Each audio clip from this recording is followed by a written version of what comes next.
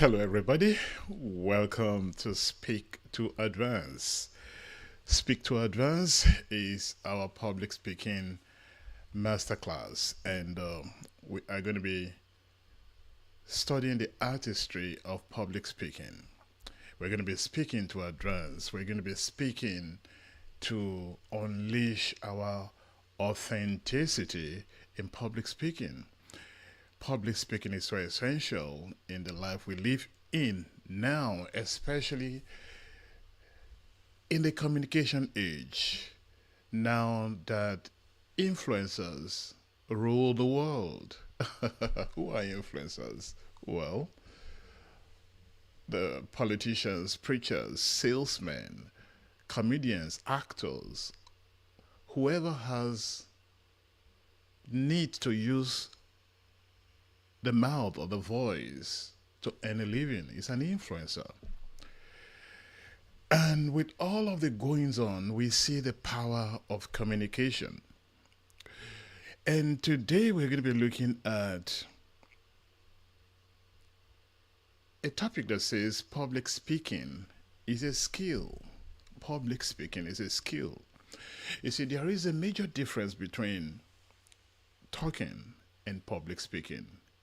We all are born with the ability to talk or at least make some kind of sound. But not everybody that talks can comfortably engage in public speaking. You see, public speaking does not come natural to anyone, not even the great orators. You see, it is something you learn. Public speaking is learned. We talk naturally, but we learn public speaking. You see, when I was in high school, we were preparing for a debate. We were in the school library preparing, and our principal then, Mr. S.O. Olawi, he walked into the library and gave us a pep talk. He said, one of the greatest orators in Nigeria then, the late Right Honorable Dr. Nnamdi Azikiwe, the first ceremonial president of Nigeria, he was considered a great orator in his days. My principal said that before Zik, that's what how he was called, before Zik makes a speech, he pre-records that speech and listens to it. He listens to the speech over and over until he gets satisfied. Then and only then would he deliver that speech publicly. And he told us that for us to appreciate the place of preparation before we go to represent the school in a competition. And that served as a seed in my heart. I said, why would he? He was a great orator, a great speaker. Eventually, I found out that the secret of excellence is in preparation. The secret of preparation is the cure for that fear, for that anxiety. If you are not properly prepared, you're going to be anxious if you're told to address a crowd. One time we were amongst ourselves, about four of us, and there was this guy who was considered an extrovert, very extroverted. He would talk, he would joke, he would make everybody laugh. So one day we all thought that extroverts naturally will talk anywhere, including publicly. So somebody told him, why don't you go to the rostrum and tell the same joke to everyone? He couldn't. Initially, he wouldn't. We thought, well, he didn't want to. When he was forced to, he stood right there before everyone and developed a blank head. He lost it. He was so infuriated. He felt so defeated.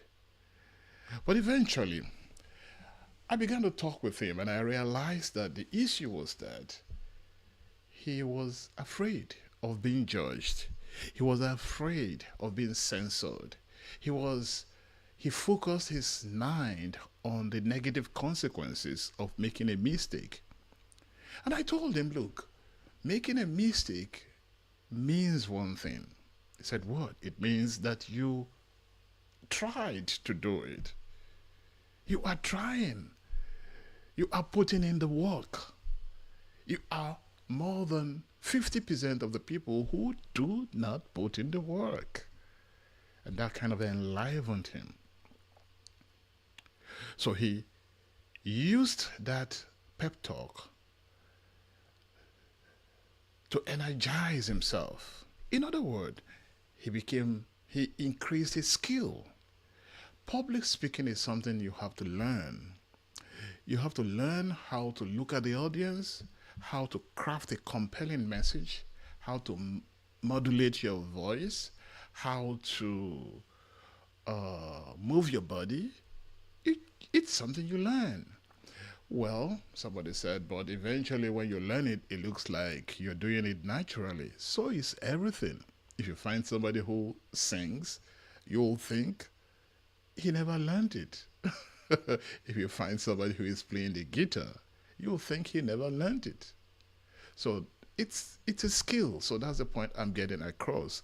I remember the story of Akin. Akin was an aspiring coach, but he became fearful about public speaking. Why? Because he was battling with authenticity and and fakery. There was this popular coach he admired, popular public speaker. He wanted to mimic the guy. He wanted to be a clone of that guy. And each time he spoke, people would laugh and say, oh, you're just trying to be like the other guy. You are not real. And that would weigh him down. That would demoralize him. And I told him, look, you've got to be authentic. You cannot be another version of that person. You just have to be yourself. God gave you a voice so that you can use it to serve your community. Your name is Akin. Your name is not so and so. You've got to be authentic. You've got to tell your own stories. You've got to tell your own. You've got to be prepared to be vulnerable within the scope of decency. Can you see? Eventually, he found himself accepting what I said because I gave him this quote by Coach Wooden. Coach Wooden said, you can't get praise or criticism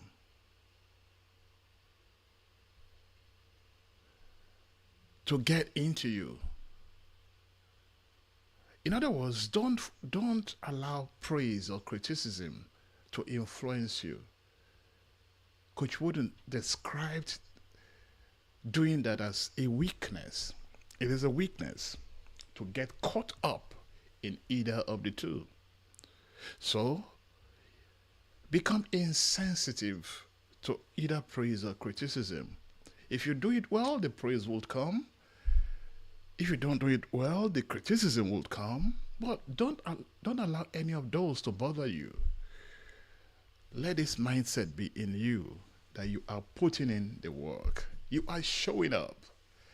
And as long as you are showing up, perfection will come someday. Because the seed of perfection is hidden in your daily routine, in your daily effort, in your daily input, in your daily preparation.